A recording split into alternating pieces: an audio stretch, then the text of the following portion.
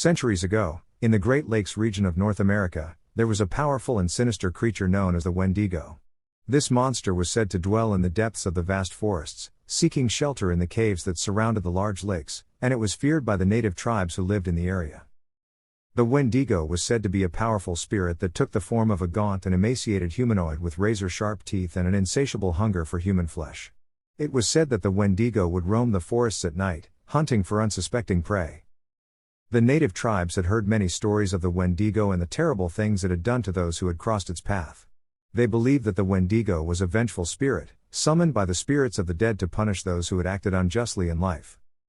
Despite the danger posed by the Wendigo, the native tribes continued to live and hunt in the forests around the Great Lakes. They took great care to avoid the places where the Wendigo was said to dwell and to be respectful of the spirits of the dead. However, one winter, the Great Lakes region was hit by a particularly harsh and long-lasting cold front. The deep snow made it difficult to hunt, and the supplies of food and crafting items ran low. Many of the native tribes began to suffer from hunger and cold, and they grew desperate. It was then that the Wendigo began to attack, always at night, always targeting those alone and in compromising moments.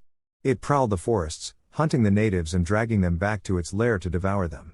The tribes were terror-stricken, and they knew that they had to do something to stop the monster. A council of the wisest and bravest members of the tribes was called, and they decided that warriors must be sent to face the Wendigo and put an end to its reign of terror. A young warrior named Kitchi was chosen as the leader for the task, and he and his warriors set out into the forest with nothing but their courage and faith in the spirits to guide them. Kitchi traveled deep into the forest, following the tracks of the Wendigo.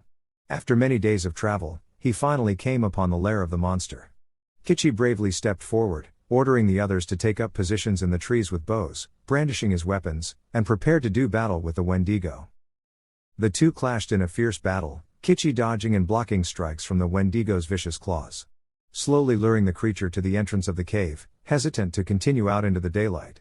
Kitchi saw this and let out a war cry, taunting it. Furious, the Wendigo lunged at him, the creature now on top of him.